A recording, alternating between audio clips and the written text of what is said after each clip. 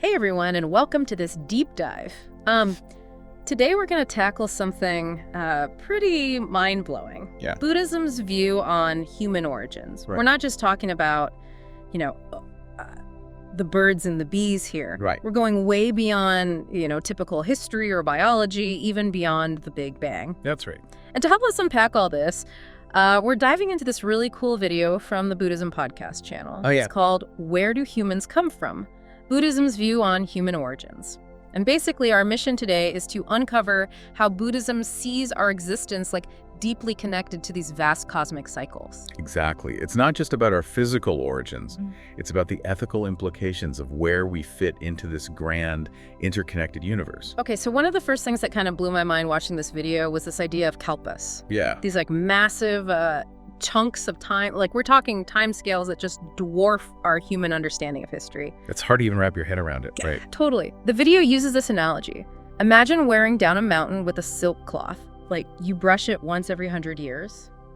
And get this, the time it takes to wear down that whole mountain, still shorter than a kalpa. Yeah, it's a concept that really stretches our understanding of time. Yeah. It makes you realize just how insignificant our everyday worries and anxieties really are. Totally. It's like a cosmic reality check. Right. And this whole concept of vast timescales really sets the stage for how Buddhism views existence itself, which is exactly cyclical. So it's not just time that goes in these massive cycles. Right. It's the entire universe. Yeah. Like the video describes a universe that's constantly expanding and contracting, like breathing. That's a good way to put it. Yeah. It's like the Big Bang and the Big Crunch ideas in modern cosmology, Yeah. but on a much grander scale. So it's like the universe is breathing in and out in these huge cycles. So what happens during these periods of contraction? That's where it gets really interesting.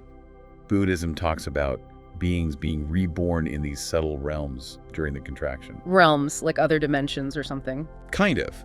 The video mentions this place called the Apasara Brahma world. It's a world of radiant, luminous beings. Like their forms are created purely from the mind. Whoa, so they're not physical beings. Not in the way we understand physicality. Yeah. Their existence is more subtle, more refined. They don't need physical food or anything like that. They're sustained by pure joy. Wow, living on pure joy. That sounds pretty nice, actually. It definitely makes you think about the potential that exists within all of us to connect with a deeper level of awareness, to move beyond the limitations of our physical forms. Right. So these cycles of expansion and contraction, are they controlled by some kind of god or supreme being? Not at all. There's no puppet master in the Buddhist view. Instead, these cosmic cycles are driven by natural forces. Natural forces? Like what? Things like the elements and something called karma. Okay, karma. We've got to unpack that later because I feel like that word gets thrown around a lot, but not everyone really understands it. Right, it's a key concept in Buddhism. But the main point here is that these cycles aren't controlled by some external force. It's all about interconnectedness. Precisely. The tiniest particles, the largest galaxies, it's all interwoven. And speaking of vastness, the video also mentions something about multiple world systems, right? Like multiverses. You got it. The idea is that our universe isn't the only one out there. There are countless world systems, each with its own cycles of birth and dissolution. So we've got time that's not linear, a universe that's constantly breathing, and now the possibility of multiple universes. My brain is officially fried. It's mind-blowing stuff, right? But the question remains, where do we fit into all of this?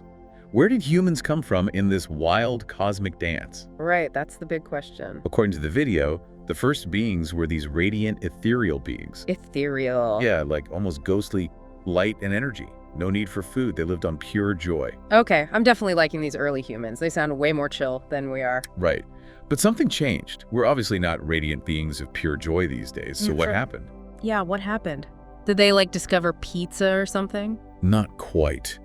The video talks about these beings discovering something called earthly essence. Earthly essence? Yeah, it's like a primordial food source. Yeah. And here's where things get interesting.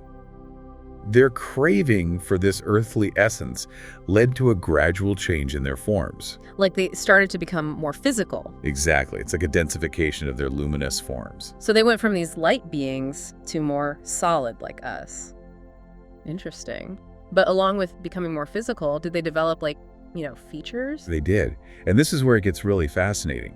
The video mentions that these early beings were initially androgynous. Androgynous, meaning? They had no distinct male or female characteristics. However, as they continued to evolve, these distinctions emerged. Wow, so gender wasn't a thing at first. That's a pretty different perspective on things. It definitely raises some interesting questions about how we understand gender and identity. Totally. So this whole transformation from radiant, joy-fueled beings to more physical forms, it wasn't random, right? It was driven by their choices, their desires for this earthly essence. Exactly. It highlights the interconnectedness of everything, this idea that everything has a cause and effect. Right, like a cosmic domino effect. Exactly. And this concept is central to Buddhist philosophy. It's called dependent origination. And it applies to everything, not just our physical forms, but to the development of human society as well. Okay, so from these radiant beings, how did we end up with cities, governments, all the complexities of modern life? Well, the video explains that as these more physical beings evolved, they started to form communities, driven by a need for cooperation for mutual benefit. Makes sense, like safety in numbers and all that. Exactly. And as they interacted, they developed language, starting from simple gestures and sounds to the complex systems we have today. Wow. It's mind-blowing to think that something as fundamental as language emerged from those early interactions. Right. And as these communities grew, they needed more structure. Leaders emerged, rules were established, and eventually specialized roles developed. Farmers, artisans, and so on. So it's like a step-by-step process from simple communities to complex societies. Exactly. Okay. But the video also points out that not all of these developments were positive. As societies became more complex, the potential for inequality and attachment to material things also grew. Right, it's like the double-edged sword of progress. Exactly.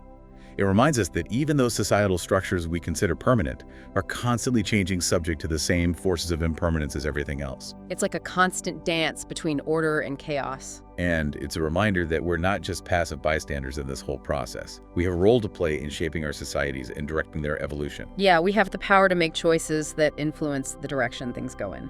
Okay, so we've journeyed from these mind-blowing kalpas to the cyclical nature of the universe, the emergence of humans, and even the development of societies. And one thing that's really striking me is how much this ancient wisdom actually aligns with some modern scientific ideas. You're right. The parallels are remarkable. Like we already talked about the similarities between the Buddhist concept of the cyclical universe and the Big Bang and Big Crunch theories. Right. And there's more. Tell me more. Well, take the idea of multiple world systems, which we talked about earlier. It's incredibly similar to the concept of multiverses that some physicists are exploring today. Wow, so we're not just talking about some abstract mystical stuff here. There seems to be some real convergence between ancient Buddhist teachings and what modern science is discovering. It's fascinating, isn't it? And even the Buddhist description of how human life evolved gradually resonates with the principles of evolutionary biology.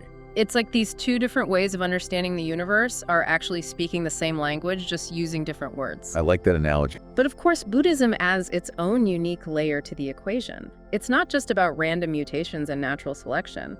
It's about consciousness karma and how our choices shape the course of evolution. Exactly. And that brings us to a really crucial point. The Buddhist view on the rarity and preciousness of human life. Right. The video uses that powerful metaphor of the blind turtle and the yoke. Oh yeah. Imagine a blind turtle swimming in a vast ocean. It surfaces for air only once every 100 years. Now imagine a single wooden yoke drifting on that vast ocean surface.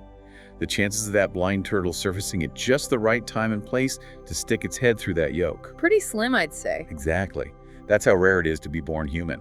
Wow, that really drives home the point that being human is not something to take for granted. But what is it about human life that's so special in the Buddhist view? It all comes down to our position within this vast web of existence. We're capable of experiencing suffering, yes? But we also have this unique capacity to understand that suffering and to liberate ourselves from it. We have the ability for awareness, for compassion, for making ethical choices, things that other beings might not have. So it's like we've been given this incredible gift, this opportunity to wake up and realize our full potential. That's a beautiful way to put it. Oh. And that's what makes this whole exploration of human origins so meaningful. It's not just about satisfying our intellectual curiosity. It's about how we live our lives, how we navigate this incredible journey we call life. And that's something we'll delve into even further as we continue this deep dive. I'm ready when you are. Let's do it. Whoa.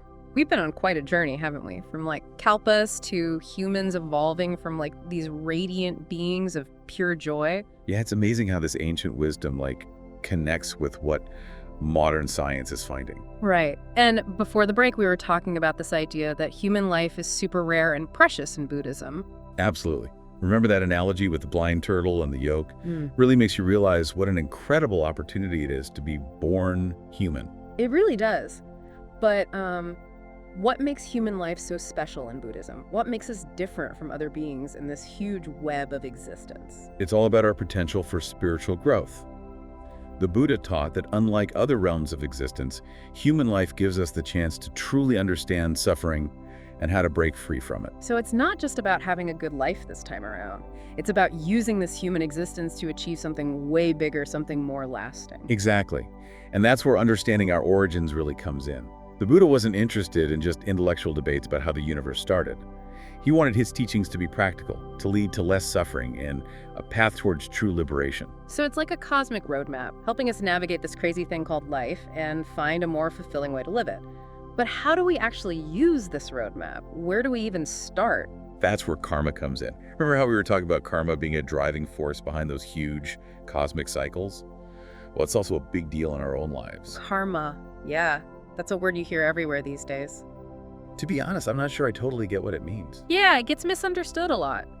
People often think of it as some kind of cosmic reward or punishment system, but that's not really it. Okay, so then what is it? Think of it as cause and effect. But for our actions and their consequences, it's like understanding that the choices we make, driven by our intentions, create ripples that affect not just us, but everyone and everything around us, both in this life and in future lives. I see. So our actions don't just impact us. They have this ripple effect that goes out and touches the lives of others and even the whole universe. Exactly. And it's not about being scared of some kind of karmic payback. It's about realizing that we have the power to create positive karma by making good choices. Everything we do, every thought we have, it all contributes to who we become and what the world is like. Wow, that's a lot of responsibility. But it's also pretty empowering, right? Like knowing that we can create positive change, shape our own destiny, and even help other beings.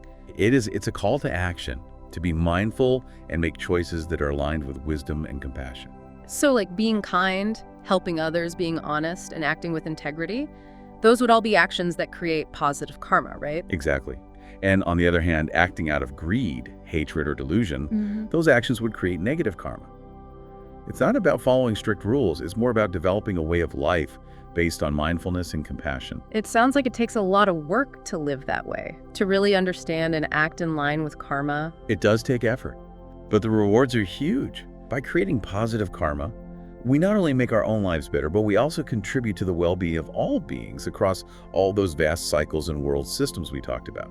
It's about realizing that we're all connected. Yeah, it's not just about me, it's about us. It's about recognizing that my well-being is tied to the well-being of everyone and everything else. Exactly. And that understanding can change how we live. It makes us more aware of our thoughts, words, and actions. It encourages us to have compassion and empathy for everyone, even those we don't agree with. And it inspires us to act with generosity and respect for all forms of life. Right. It's realizing we're all in this together, sharing this planet in this incredible experience of life. Wow. So we've gone from these radiant, joyful beings to complex societies, but the message is clear. Our choices have power. Our actions have consequences that ripple out and affect not just us, but the whole world. It's kind of humbling and inspiring at the same time. It is. And it reminds us that even though we might feel small and insignificant in this vast universe, each of us has the power to make a real difference. This deep dive has been incredible. It's really changed the way I think about human origins and about life itself. It's been a fascinating journey, and we've just scratched the surface of this topic. There's so much more to explore. I'm definitely ready to keep diving deeper into these ideas, but before we do that, let's take a moment to think about what we've learned and how we can use it in our own lives. That's a great idea. Maybe you, our listener, could think about this. If our actions can shape not only our future, but the whole universe, what kind of impact do you want to make? Welcome back, everybody. We've covered a lot of ground in this deep dive into Buddhism's perspective on human origins. It's been quite a journey, hasn't it? From Kalpas to those radiant beings of pure joy to the power of karma. You know, as we wrap things up, I'm struck by how relevant this ancient wisdom feels to the challenges we face today.